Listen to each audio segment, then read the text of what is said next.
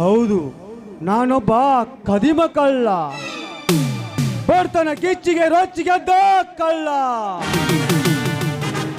ವಿದ್ಯಾವಂತ ಪದವೀಧರರಾಗಿ ತುತ್ತನ್ನ ಕಾಣದೆ ಅಣ್ಣ ತಂಗಿಯನ್ನು ತೊರೆದು ಮನೆ ಬಿಟ್ಟು ಬಂದ ನಾನೊಬ್ಬ ಮಹಾಕಳ್ಳ, ಕಲಿಯುಗದ ಕಳ್ಳ.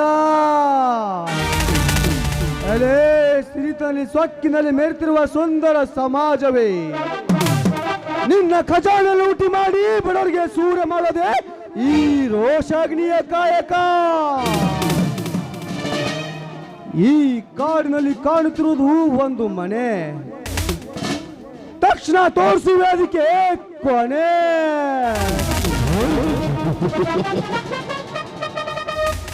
ಯಾರೋ ನೀನು, ದಾರಿ ಬಿಟ್ಟು ನಿಲ್ಲು. ಅಣ್ಣ, ಪವಿತ್ರ, ಅಣ್ಣ ಹೇಗಿದ್ದೆ ಅಣ್ಣ? ತಂಗಿ, ನಾನು ಚೆನ್ನಾಗಿದ್ದೇನಮ್ಮ. ತಂಗಿ, ನೀ ಹೇಗಿದೆಯಮ್ಮ? ಅಣ್ಣನು ಹೇಗಿದ್ದಾನಮ್ಮ? ಚೆನ್ನಾಗಿದ್ದೇವಣ್ಣ, ನೀನ್ ಹೇಗಿದ್ದೀಯ ಅಣ್ಣ? ತಂಗಿ, ನಾನು ಚೆನ್ನಾಗಿದ್ದೇನಮ್ಮ. ಅಣ್ಣ, ನಮಗೆ ದಿನಾಲೂ ನಿನ್ನ ನೆನಪಾಗುತ್ತದೆ ಅಣ್ಣ. ಬಾಣ ಮನೆಗೆ ಹೋಗೋಣ. ತಂಗಿ, ನನ್ನ ಬಗ್ಗೆ ನೀವೇನು ಚಿಂತಿಸಬೇಡಿ, ನಾನು ಹುಲಿಯಮ್ಮ, ಹುಲಿ. ತಂಗಿ, ನನಗೆ ನೀವು ಚೆನ್ನಾಗಿರ್ಬೇಕಮ್ಮ. ನಾ ತೊಟ್ಟಿರೋ ಹಠ ಸಾಧಿಸುವವರೆಗೂ ಮನೆ ವಸ್ತು ತುಯ್ಲಾರೆಂದು ಪ್ರತಿಜ್ಞೆ ಮಾಡಿದ್ದೇನಮ್ಮ, ಪ್ರತಿಜ್ಞೆ ಮಾಡಿದ್ದೇನೆ. ಅಣ್ಣ, ನಿನ್ನ ಹಠ ಏನು ಅಂತ ನನಗೆ ಚೆನ್ನಾಗಿ ಗೊತ್ತಿದೆ ಅಣ್ಣ. ಕರ್ಮವನ್ನು ಹೊತ್ತಕ್ಕಿ ಧರ್ಮವನ್ನು ಎತ್ತಿ ಹಿಡಿಯುವುದೇ ನಿನ್ನ ಹಠ.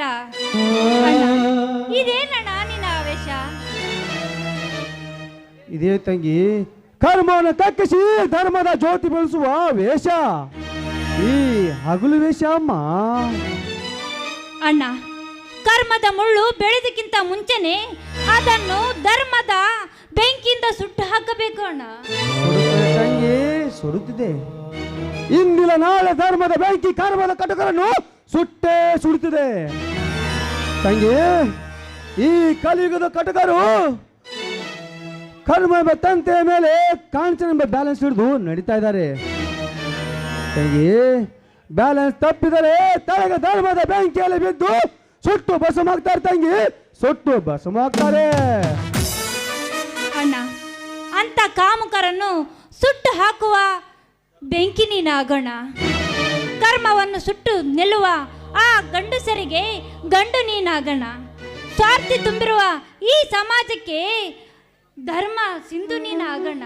ಸ್ವಾರ್ಥ ಎಲ್ಲಿದೆ ತಂಗಿ? ಸ್ವಾರ್ಥ ಬೆಳಕು ನೀಡುವ ಸೂರ್ಯನಿಗೆ ಎಲ್ಲಿದೆ ಸ್ವಾರ್ಥ?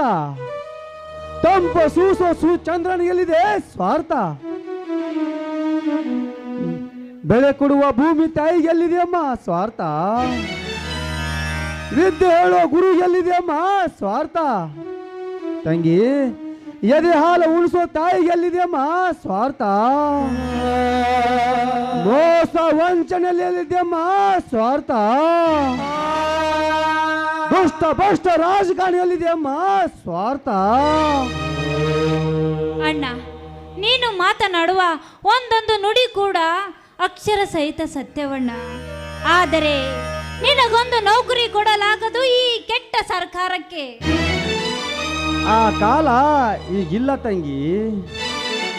ಲಂಚದ ಸಂಚಿನಲ್ಲಿ ಮಿಂಚುತ್ತಿರುವ ಈಗಿನ ಅಧಿಕಾರಿ ವರ್ಗಗಳು 10 ಕೊಡಲಿ 20 ಕೊಟ್ಟರೆ ಕರೆದು ನೌಕರಿ ಕೊಡ್ತಾರೆ ಈಗಿನ ಅಧಿಕಾರಿಗಳು. ಸುಳ್ಳರ ಸಂಗೀತ ತಂಗಿ ಈಗಿನ ಸರ್ಕಾರ. ಅಂತದ್ರಲ್ಲಿ ನನ್ನಂತ ಬಡಪಾಯಿಗೆ ಕರೆದ ನೌಕರಿ ಕೊಡ್ತಾರಂದರೆ ಆ ಜಗದ್ಗುರು ಶರಣ ಬಸವೇಶ್ವರ ಮತ್ತೆ ಹುಟ್ಟಿ ಬಂದಂತೆ ತಂಗಿ, ಮತ್ತೆ ಹುಟ್ಟಿ ಬಂದಂತೆ. ಅಣ್ಣ, ನೋಡೋಣ, ನಿನ್ನ ತಂಗಿಯಾಗಿ ಒಂದು ಮಾತು ಹೇಳ್ತೇನೆ. ನೀನು ಯಾರನ್ನು ಎದುರು ಹಾಕಿಕೊಳ್ಳಲು ಹೋಗಬೇಡಣ.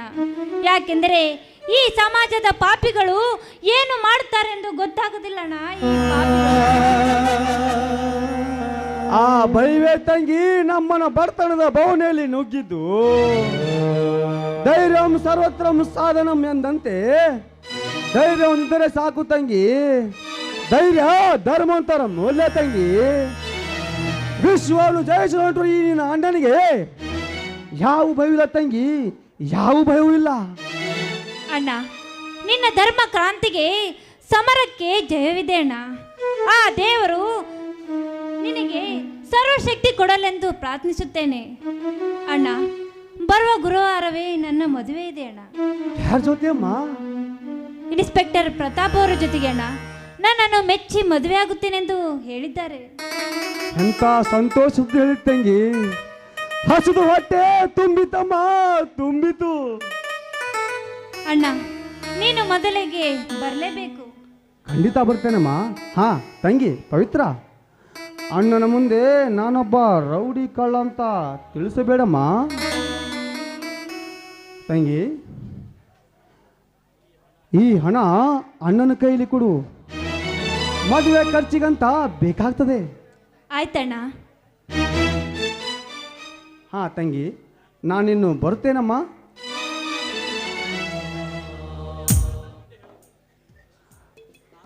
ನಾನು ರೌಡಿ ಅಂತ ಅಣ್ಣನ ಮುಂದೆ ಹೇಳಬೇಡಮ್ಮ.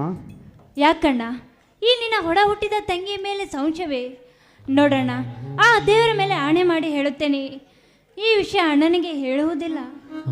ನನ್ನ ಮುದ್ದು ತಂಗಿ ನೀನು, ನಾನಿನ್ನು ಬರ್ತೇನಮ್ಮ. ಆಯ್ತಣ್ಣ, ಆದರೆ ಮದುವೆಗೆ ಬರಲೇಬೇಕು. ಖಂಡಿತ ಬರ್ತೇನಮ್ಮ, ನಾನಿನ್ನು ಬರ್ತೇನಮ್ಮ.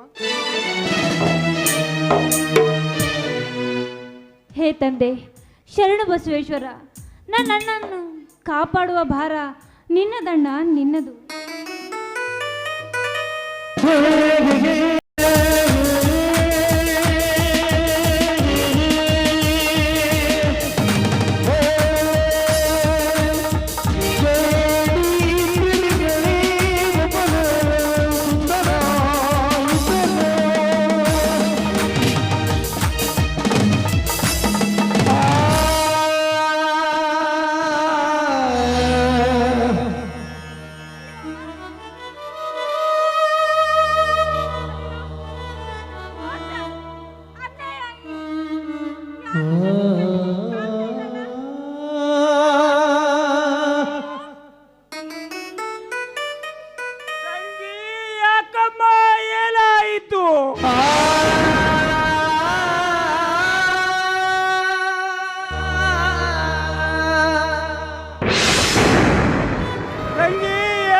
ಪವಿತ್ರ,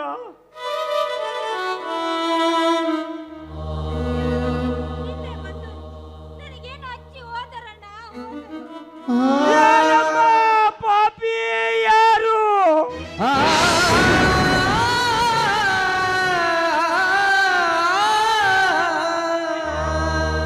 ಪಾಪಿಗಳು ಯಾರು ಅಂತ ಗೊತ್ತಿಲ್ಲ.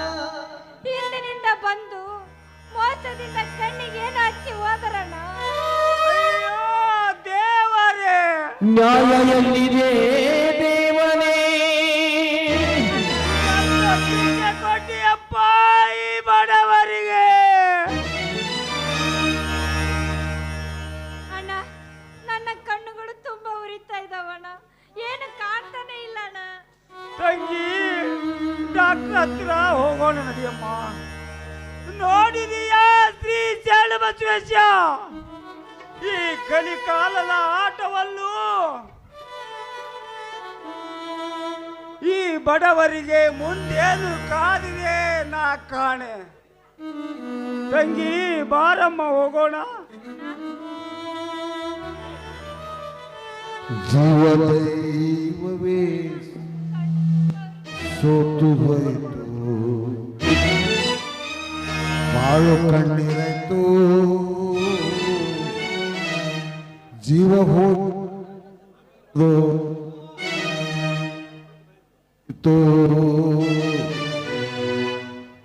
ಜೀವದೈ ದೊರೆದು ಬಂತು.